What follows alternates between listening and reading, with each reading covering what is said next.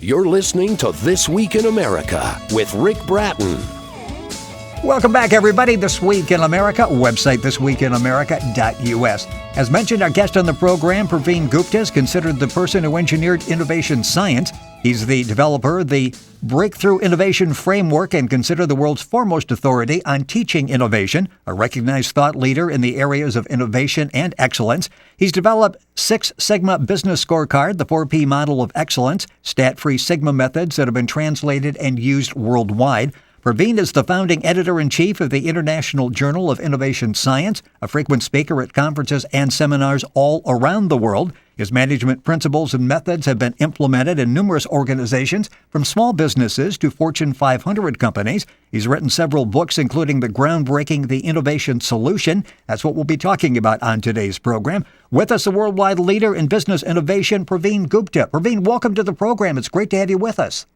Good morning, Rick, and excited to be here. This is going to be an interesting discussion. And one thing as I'm going through the book, The Innovation Solution, by the way, the website for information on the book is theinnovationsolution.net. As I'm going through this really is designed for the casual reader as well as the seasoned veteran. I mean, even I can read through this and pick up some tips as we're going through here. You did an excellent job, and I'm sure that was part of the focus. You really wanted to make this something that was understandable and relatable for everybody. Yes, so thanks, first of all, for excellent introduction to the innovation science. And I wrote this book for individuals to be inspired and learn about innovation and maximize and harness their creative potential. You know, what's interesting is as I'm reading this and looking at innovation solution and innovation science, I think for many people who think sort of innovation just sort of happens. Talk about our understanding of the whole innovation process, which is really fascinating. Well, conventionally, people think that innovation is a gift of God and some have it and others don't.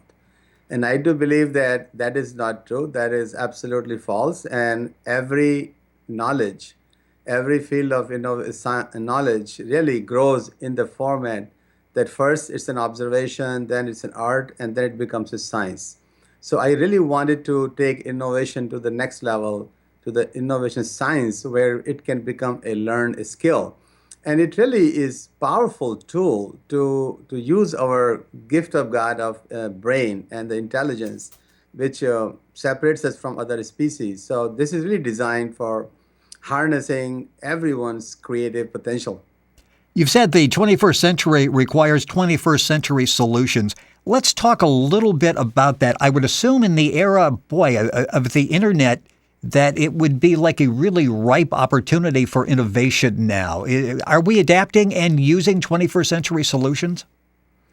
What is happening that innovation has been with mankind forever. But as a corporations and the businesses, we have been using innovation to develop new products, and we have a lot of evidence of it. But the challenge is the efficiency and the effectiveness and the success rate of innovation in corporations, in individuals' life, in research labs is very, very poor. So we really have to look at it. How do we improve that area of development? Just give you an example. USA still is the largest investor in R&D. But there's a statistic saying we spend about $1 billion per million people on R&D, and we get about 100 patents per million people. And out of 100, the data also shows that about 5% are very successful and useful patents. From that perspective, each patent is costing us about $200 million. That's just too expensive, totally incompetitive. So we really cannot depend on the conventional processes of innovation. Secondly, the return on innovation, return on investment in innovation is very, very minimal. It is in the time of brick and mortar days where you could say, recover your investment in 6-7 years. So 10-15% return is good, but not in internet age. In the internet age, return on investment is $2 on a dollar, 70 cents on a dollar, not 15 cents. Product life cycles are shrinking. So we really have to develop ways to accelerate our innovation. Just give you an analogy. When people, everybody knows how to walk. So we all walk with our feet. Some of us jog, so we jog with our legs. And when we run, We run with our guts, our stomach. But when we race, it race always with the head. Similarly, there's a global race for economic development for limited resources. So any country that and people, they utilize their head, their brain, the intelligence, and the smartness is going to be the head of the competition. So our innovation science is designed for people to enable people to use their intellectual potential and pursue their passion for social good. You're listening to This Week in America. Our guest on the program is Praveen Gupta. His book is called The Innovation Solution, Making Innovation More Pervasive, Predictable, and Profitable. The website for the book is theinnovationsolution.net. Of course, you can go to our website, This Week in America, and there's a copy of it right there. It's an international bestseller. Information available at the website, theinnovationsolution.net. And you go to our website, thisweekinamerica.us, and link on directly to Praveen's website. It's interesting, as I'm reading, I never really understood, as someone looking on the outside and taking advantage of innovation, the battle that goes on between innovation and on one side, and then, okay, we need to get a return on our investment on the other side. Is it possible to measure innovation? Yes. And actually, Department of Commerce issued an open call in 2007 that can somebody help U.S. government in measuring innovation. And we did submit our methods of measuring innovation. The challenge is that when people don't understand the concepts of innovation, and when you implement measures, you get random numbers. And as a result of random numbers, you get random conclusions. So what we have done is we have really understood the innovation science and how the different parts of innovation works. What we have found that there are so many innovation methodologies out there, and some of them are good, and all of them have addressed some aspects of innovation. But none of them has really addressed that how do you create a culture? How do you work in an ecosystem where everyone is participating and everyone is contributing to the success? So we have focused on developing the entire ecosystem of innovation. That means we have developed the new method, new tool, new concepts, new science, and the training material, literature, community, and the maturity model for organizations to create a culture of innovation. And you've been at the forefront of this by in front of classrooms and talking to students, the leaders of tomorrow. You've done seminars and guest speaking all over the world. Are people responding? Are they understanding that, okay, there is a science to this and we really need to understand it to maximize innovation? Actually, the common perception is still the same, that it is an art. It's an art. And we are changing the paradigm. And sometimes it takes energy, and that's why we want to reach out to your audience and to larger population through your radio station and capabilities. And so what is happening is that people still are thinking, can I learn it? They don't believe in themselves. And our purpose is, and we studied brain for 9 months to see how people can believe more themselves in their capabilities. And we have found everyone is born creative. And there's evidence that we never do same thing twice exactly the same way in our entire life. So we are creative. The challenge really is, how do we apply our creativity to our economic development, to our personal and professional growth? In the book, and the book is called The Innovation Solution, Making Innovation More Pervasive, Predictable, and Profitable. Praveen Gupta, our guest on the program. The book is The Innovation Solution. The website is theinnovationsolution.net. As I'm reading the book, it's interesting. You're talking about mastering the practice of innovative thinking. And the first step, you say, is to clear the mind. But we have this thing, okay, we get everybody together, let's brainstorm. That is sort of the old-fashioned way, I guess, of how we go about innovation. You're saying the first step is you got to clear the mind. Talk about that. Actually, I spent about 10, 15 years in developing this thinking process, because I've been observing, I've been practicing, and I've been doing a lot of things myself. So what we find when people go to brainstorming sessions and the meetings, people are happy when they leave the meeting, not when they go to the meeting, because they always think, what a waste of time. And the studies has shown that those brainstorming meetings are about 30% effective. What we have found, when people generate ideas in brainstorming meetings, so-called good ideas, they are really the memory dump. Whatever they have done, they have tried before, It has not worked before. It will not work again, but that's what we do. And we call it clearing the mind. The thinking doesn't begin. So thinking begins when we ask people to think crazy, stupid, and funny. And we have done this study in many countries, and we have found always, time after time, first time around, that it takes more time to think of stupid ideas than good ideas. And actually, it takes even longer to think of funny ideas. And today, innovation is not about creating new material, new element. It is all about how do you create enjoyable experience of the innovation. Those are the ones that are successful. So the thinking process includes four stages: the good ideas, the crazy ideas, stupid ideas, and funny ideas. And the extent of innovation increases from good to crazy to stupid to funny.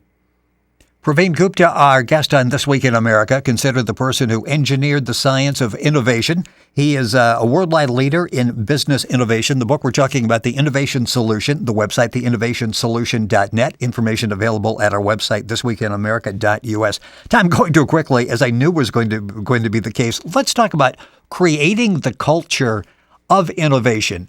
As you're talking about like crazy ideas and it's structure like, okay, you got 12 minutes, let's brainstorm and get great ideas and we're going to save this company, which doesn't work. But when you have people that come up through traditional educational models that are leading these companies, how receptive are they to the science of innovation? For them, it probably sounds like I don't fully understand what he's talking about. When you're presenting this to leaders in industry, do you see the light bulb go off, or are they like, this is a foreign concept to me? Actually, we were ahead of time and we are still ahead of time because we are seeing more and more experts agreeing with what we have done. And they have not fully agreed it because they don't fully understand, as they are not open to understanding this aspect of innovation. So what we have done, as you said, to create a culture of innovation, innovation begins with the ideas, with thinking, creative thinking. If there's no creative thinking, there's no innovation. It begins with an ideas. But how do you build on it? So once you have the ideas, so what we have done is we developed the methodology called TDOC, TEDOC. And actually, all our framework is designed and developed based upon the five best innovators in the history. And those five best innovators are Einstein, Edison, Newton, Galileo, and Ford.